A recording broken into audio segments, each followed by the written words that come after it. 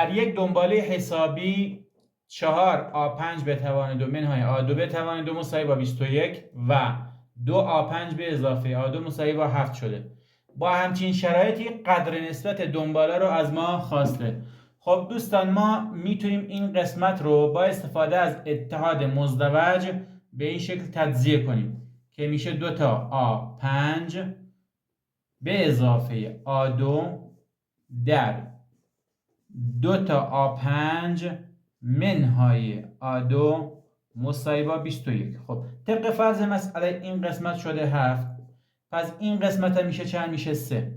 و اگر این دوتا رو با هم مقایسه کنیم، این دوتا با هم تشکیل یک دستگاه دو معادل دو مجهول میدن، چون این با این برابره، اینم با این. جمع این دوتا میشه 4تا A5 که باید بشه 10 و از اینجا A5 به دست میاد 5 دوم.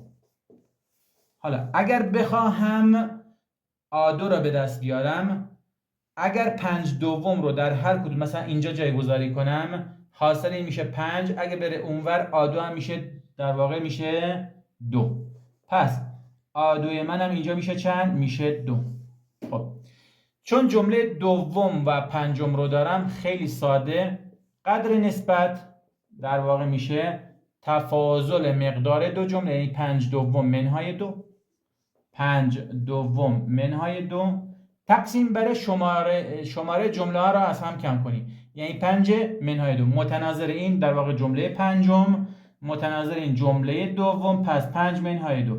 خب جوابی که به دست میاد 5 دوم که همون 2.5 منهای 2 میشه 1 دوم، روی 5 منهای 2 میشه 3، 1 دوم روی 3 میشه 1 ششم و گزینه سوم جواب انتخاب میشود.